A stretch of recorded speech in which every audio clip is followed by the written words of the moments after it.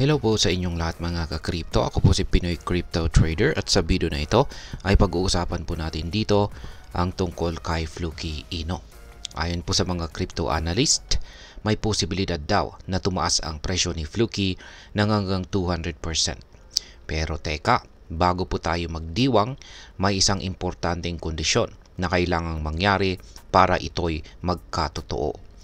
Kaya sa video na ito ay pag-uusapan po natin ang mga detalyado or ang mga details ng prediction na ito at ang mga dahilan sa likod ng bullish forecast at syempre kung ano po ang magiging epekto nito sa atin bilang mga Pinoy crypto traders o investors na interesado kay Fluky Ino. Yan, pero bago pa tayo magpatuloy ay nais ko lamang po munang bigyang linaw ang aking disclaimer kung saan ang nilalaman po ng video na ito ay hindi po ito isang financial advice. For education and information purposes lamang po ang layunin nito. Ano nga ba ang kondisyon para umakyat ng 200% ang presyo ni Fluky Ino? Ayan, ayon po kay Investing Haven, isa po siyang kilalang crypto analyst, si Fluky ay posibleng umakyat ng hanggang posible po niyang akyatin ang presyong 30 digits 5. Isa po itong 200% increase mula sa kasalukuyang presyo nito. Pero meron po itong catch. Kailangan munang mag-hold ang presyo ni Fluky sa critical support na 30 digits 122. Kaya yan, meron po siyang ipinakita na chart dito. Yan, ito po ay weekly chart time frame ng Fluky Ino Tether o USDT na trading pair. Mula po ito sa datos ng Gate.io. Kaya, ayan, sa simpleng salita, ang support level ay parang floor o sahig ng presyo.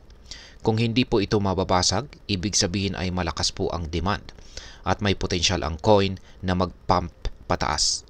Ang current trend ni Fluky ay nagpapakita na ito'y nananatili sa itaas po ng support level na ito, kung saan ay isang magandang senyales para sa mga bullish traders. Ngunit paano nga ba maabot ang target price na 30 digits 5?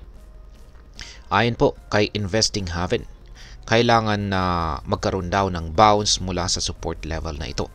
Ang ibig sabihin, kapag umabot po ang presyo malapit sa presyong 30 digits 122 pero hindi bumaba ito, may chance na sumipa ito pataas at maabot ang bagong all-time high or ATH.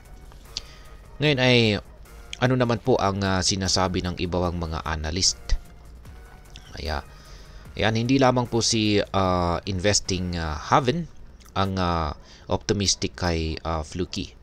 Ayon naman po kay Crypto Elites, posibleng mag 5 times or lumago ng 5 times ang presyo nitong si Fluky Ino, kung saan ay maaring umabot po sa presyong 30 digits 88. Kaya yan, nakikita po natin yung kanyang chart dito. Kaso ito po ay isang 1 hour chart time frame ni Fluky Ino.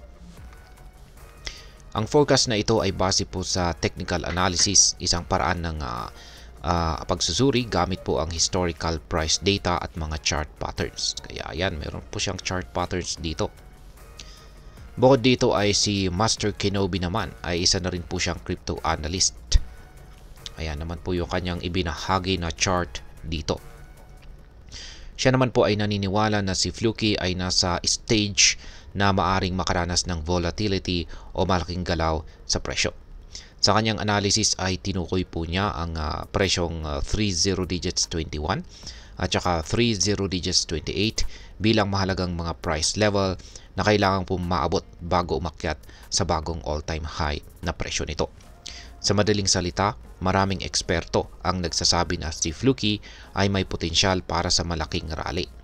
Pero tandaan, ang mga ganitong prediction ay laging may kasamang risk. Ngayon ay ano naman po ang ibig sabihin ng buy the dip? Ayan, buy the dip opportunity. Ang isa pang mahalagang insight na binanggit ni Investing Haven ay ang tinatawag na buy the dip opportunity.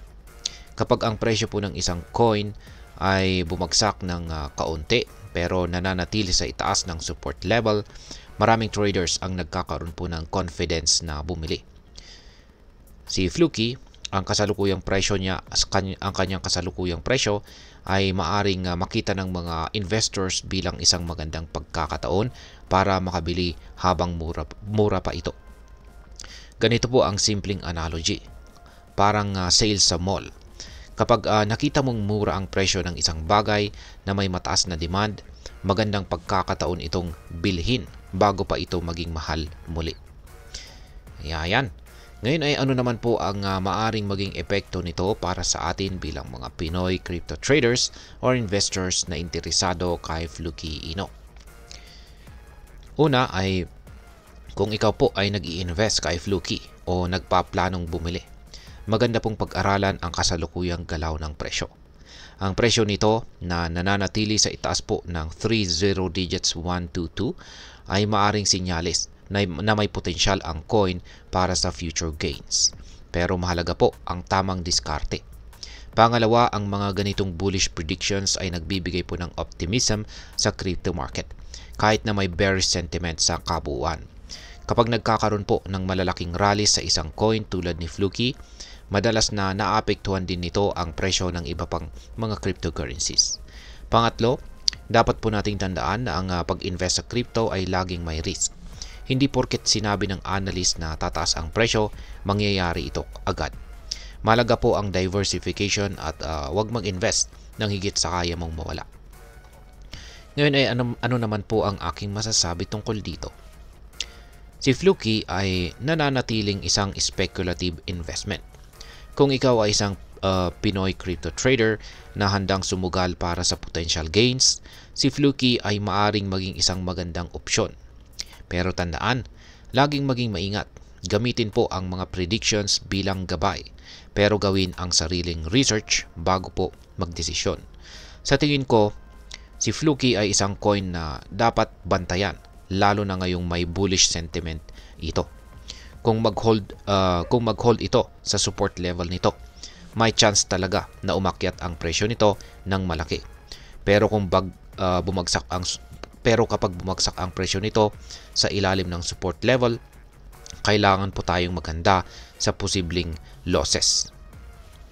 At ayan, hanggang dito na lamang po tayo sa video na ito mga ka-crypto. Sana po ay inyong nagustuhan ang aking paliwanag sa video na ito. Kung inyo po itong nagustuhan, pakiclick lamang po ang like button nito. Marami pong salamat sa panonood. Ingat po tayo lagi at God bless po sa ating lahat.